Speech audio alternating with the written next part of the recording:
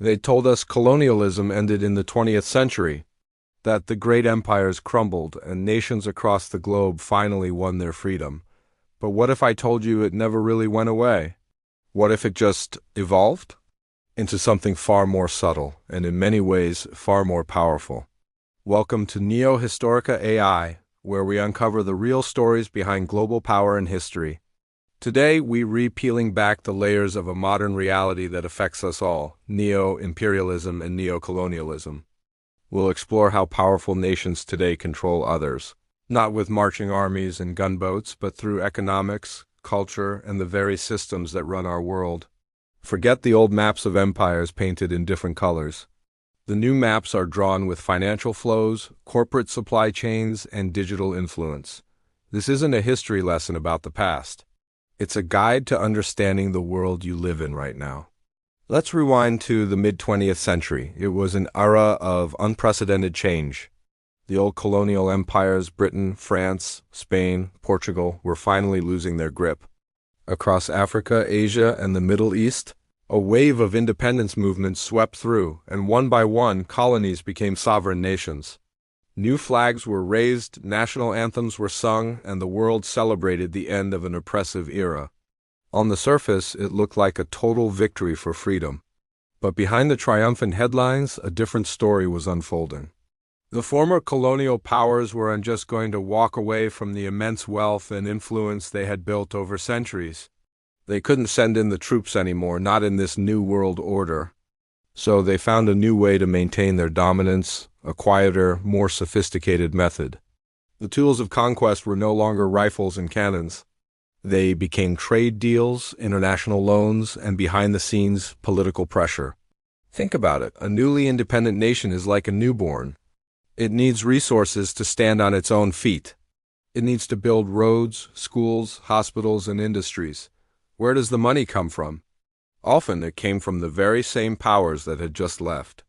They offered aid and investment, but these weren't gifts. They were strategic moves. Unfavorable trade agreements were signed, forcing these new nations to sell their valuable raw materials for cheap, while buying expensive manufactured goods from the West. Political leaders who aligned with Western interests were supported, while those who pushed for true economic independence were often undermined or overthrown. The flags had changed, yes, but the fundamental power dynamic? That remained stubbornly in place. The age of direct rule was over, but the age of indirect influence had just begun. This new form of control, Neo-Imperialism, often starts with a simple yet powerful tool: debt. Imagine you're the leader of a brand new country. Your people are full of hope, but your treasury is empty. You need to build everything from scratch. Suddenly, global institutions like the International Monetary Fund, or IMF, and the World Bank appear, offering billions in loans. It seems like a lifeline, a chance to jumpstart your nation's development. But this lifeline comes with strings attached, very thick strings. These loans often carry high interest rates and what are known as structural adjustment programs. In simple terms, to get the money, you have to agree to change your country's entire economic policy. You're told to privatize state-owned industries like water or electricity, often selling them off to foreign corporations. You have to cut spending on public services like healthcare and education. You're pressured to open up your markets to foreign competition, which can crush your small, local businesses before they even have a chance to grow. The result is a vicious cycle. The country gets the loan, but the conditions make it almost impossible to build a strong, self-sufficient economy. Debt piles up, and soon a huge portion of the national budget goes not to building schools, but to paying back interest to foreign lenders. The nation becomes trapped, dependent on the very system that is draining its wealth. The profits from its own natural resources, its oil, its minerals, its fertile land, don't benefit its people.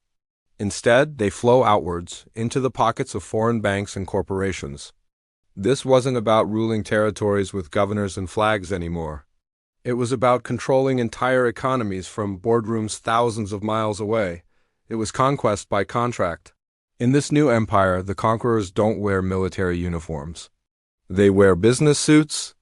Today, some of the most powerful forces shaping the developing world are multinational corporations. Their economic power often dwarfs that of the countries they operate in. They control vast swaths of land, vital resources, and entire supply chains. Think of the cobalt mines in the Democratic Republic of Congo, essential for the batteries in our smartphones and electric cars, or the massive soy plantations in South America that feed the world's livestock, or the oil fields across the Middle East and Africa that fuel the global economy. Who truly benefits from this incredible wealth? Too often, it's not the local communities. Profits are funneled through complex financial structures and sent back to shareholders in New York, London, or Shanghai. This is corporate colonialism. It works by creating a system where a country might be politically independent, but its economic destiny is controlled by foreign entities. Local governments, often desperate for investment, might offer massive tax breaks and relax environmental and labor regulations to attract these companies. In the end, the nation's natural heritage is extracted and its people are left with low wages and environmental damage, while the real wealth is exported. The empire no longer needs to plant a flag on the land. It just needs to own the rights to what's underneath it. But control isn't just about money and resources. It's also about winning hearts and minds. This is where cultural imperialism comes in, a form of soft power that can be just as influential as any economic policy. Think about the media you consume every day. Hollywood movies, American pop music, global fashion brands, and social media platforms like this one. They don't just entertain us. They shape our dreams, our values, and our very sense of what it means to be successful or modern. The English language has become the global default for business, science, and the internet, often pushing local languages to the sidelines in education and commerce. Western ideals of consumerism, beauty, and individualism are broadcast across the planet, subtly suggesting that this is the universal standard to aspire to. This isn't a coordinated conspiracy. It's the natural result of a globalized world where media and culture flow overwhelmingly from a few powerful centers. The danger is that this constant flood of foreign culture can slowly erode local traditions, histories, and identities. It can make people feel that their own culture is somehow inferior or outdated, replacing it with a homogenized global consumer culture. The new imperial mission isn't to civilize the savages, but to create a world of global consumers. But this story is not just one of domination. It is also a story of resistance. Across the world, the tide is beginning to turn. People are waking up to how these systems of Neo-Imperialism operate, and they are fighting back. Countries are starting to push back against unfair debt and trade deals. They are forming new alliances, like the BRICS nations, to create alternative financial systems that aren't dominated by the West. They're starting to trade in their own local currencies, bypassing the US dollar to reduce their vulnerability to foreign economic pressure. There's a growing movement to invest in domestic industries, to process their own raw materials instead of just exporting them cheaply. This is called value addition, and it's a key step toward true economic sovereignty. On the cultural front, there's a resurgence of pride in local languages, arts, and traditions. The Internet, while a tool of cultural imperialism, has also become a powerful tool for resistance. It allows activists and thinkers to expose how modern imperialism works, to share information, and to organize movements for change. Awareness is the first step toward liberation, and thanks to this global conversation, awareness is growing faster than ever before. So, what have we learned today? Neo-Imperialism and Neocolonialism are powerful reminders that freedom isn't a one-time event. It's not just about getting political independence. True freedom is about autonomy, the ability for a nation and its people to determine their own economic, political, and cultural destiny. The old colonial empires may be gone, but the struggle for global equality is far from over. It has simply changed its form, moving from the battlefield to the boardroom, from the governor's palace to the servers that run our digital world.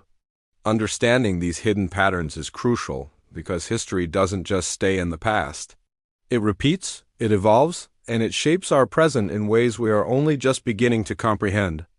If you want to continue exploring the hidden forces that shape our world and uncover the truth behind power, past and present, make sure you subscribe to Neo Historica A.I. and hit that notification bell. Thank you for joining us on this journey. We'll see you in the next one.